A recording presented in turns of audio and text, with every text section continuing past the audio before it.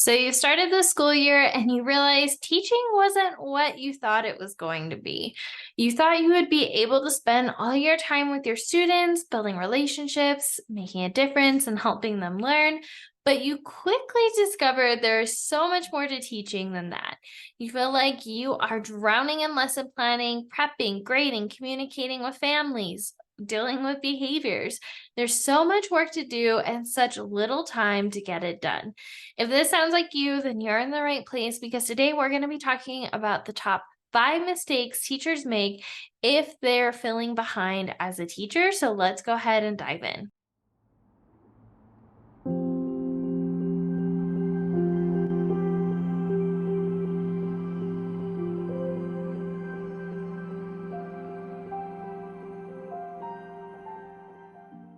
The first common mistake a lot of teachers make when it comes to feeling behind as a teacher is they're not setting working hours. This is a very common mistake I see when teachers are working themselves to the ground and they're working over the weekend and during the school day and after even late into the night. So you're coming in early, you're staying in late, you're working on the weekends, and you're wondering if it's always going to be this way. You feel guilty that you're missing so much of your life, but you also know that this is how it's supposed to be when you're first teaching. Well, here's the thing. It doesn't have to be that way. I know this because I've been there. I was that teacher who stayed late and went early and was constantly working. I was that teacher who ate, slept, and breathed my job, and I missed so much of my life outside of work. But here's the deal. It doesn't have to be that way, and I'm proof that that's the case. You see, you can set office hours and be so consistent with your boundaries that you can go after your passions. You can enjoy life outside of teaching. You can do things like painting, drawing, hiking, or dare I say, create an entire business helping other teachers just like I did. What I'm here to say is if it's possible for me, it's possible for you too. So here's what to do instead. Set office hours. Coming in early, staying in late, you don't have to do that unless you want to. So, here right now, decide what hours you're going to work.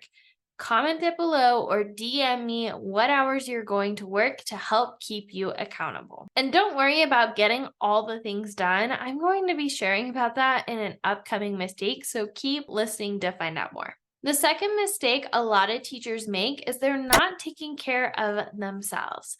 So I'm not going to try to get into too much emotion here, but too often I see new teachers work themselves to the ground.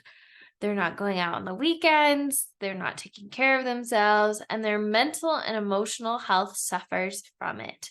And how do I know this? Well, I was there too. My first year of teaching, I was diagnosed with depression and anxiety. I took medication and it didn't end up working for me, so I relied on therapy and other tools.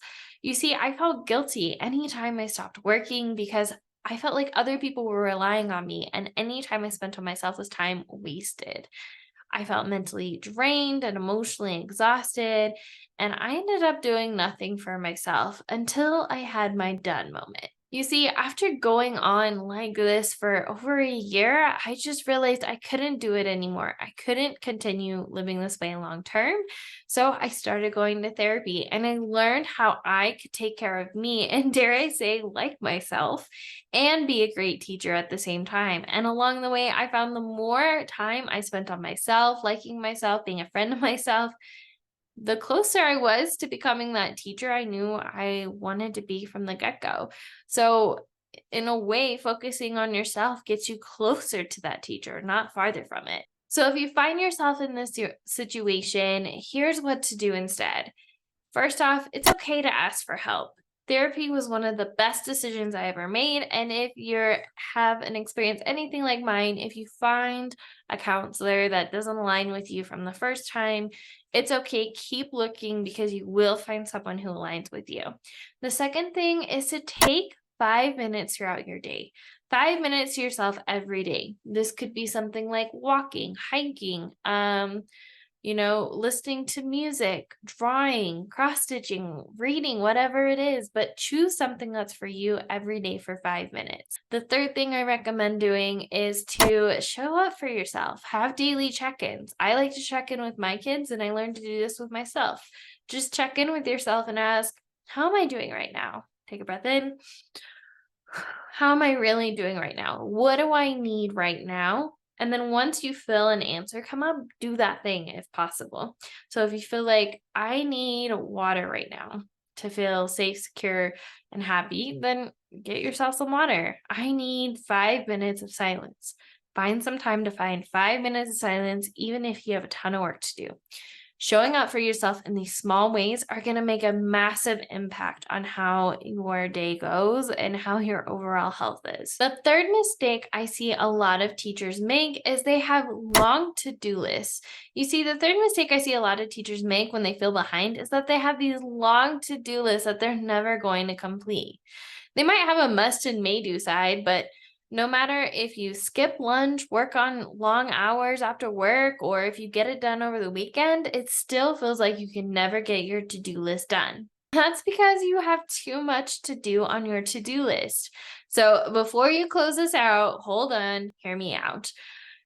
You see, I didn't learn this until I started my business, but there's a way to get everything done without having a long to-do list, and that's through batching. You see, batching is doing like-minded tasks together, and a way to do this is to theme your days. If you want to learn more about this, I want to invite you to download my free Prep Like a Pro, a first-year teacher guide that walks you through what batching is and where to get started on that. Also, make sure to like and subscribe because in an upcoming day, I'm going to be talking more in depth about what batching is and how you can do it. But for example, one of my clients was a chronic stay later. She was a new teacher in her first 5 years of teaching. She was an elementary teacher and she was always staying late. I walked her through how to leave work on time through batching and theming her days. And what happened was remarkable. She was able to get not only everything done on her prep, but all her lessons were done in advance. It got to the point where by the end of the year of us working together, she was 4 weeks out consistently ahead of time. I checked in with her last year and she told me that she couldn't remember the last time she worked late or brought work home. How cool is that? If you want to learn more about what she went through in the process my client went through, I would love to invite you to Leaving Work on Time. Leaving Work on Time is a program I put together that shows teachers how to confidently maximize their prep and getting everything done in a short amount of time.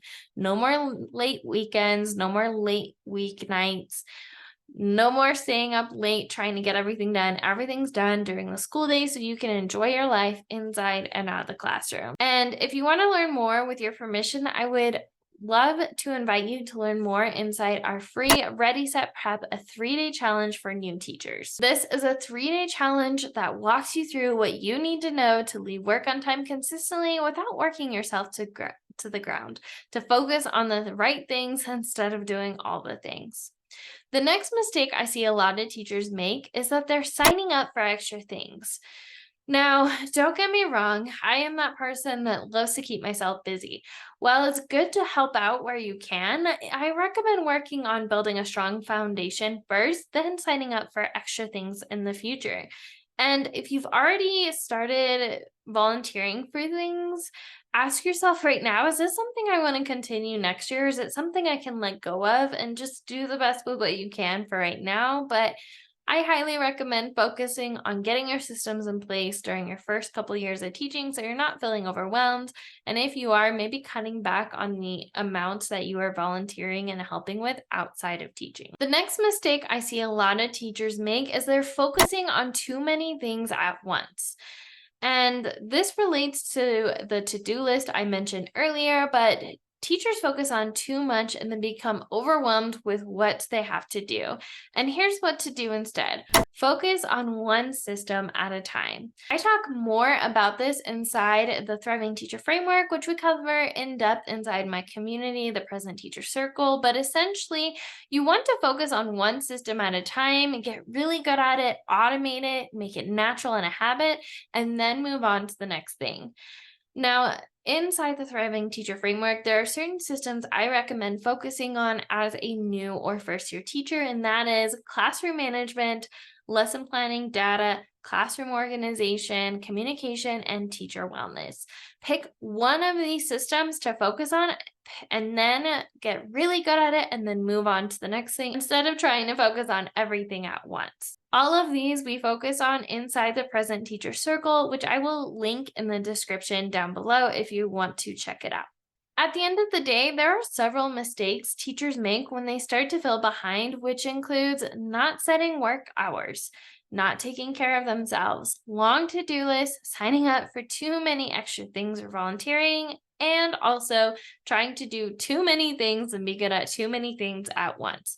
If you are at that don't done moment, I'm absolutely done, and you're ready to dive deeper into leaving work on time consistently, I want to invite you, with your permission, to join us inside the Ready, Set, Prep, a 3-day challenge for new teachers, where I walk you through how to consistently leave work on time by maximizing your prep. And if you feel like throughout the challenge you like what you see, you learned a lot, and you want to continue learning from me, I will then invite you to join us inside the program, Leaving Work on Time, where I will show you how to set up these systems that I talked about inside the Thriving Teacher Framework to make sure that you are not working on the weekends or late into the afternoons and you are enjoying your first couple years of teaching. As always, remember that we are stronger together, and I will see you in the next one, Teacher Bestie. Bye.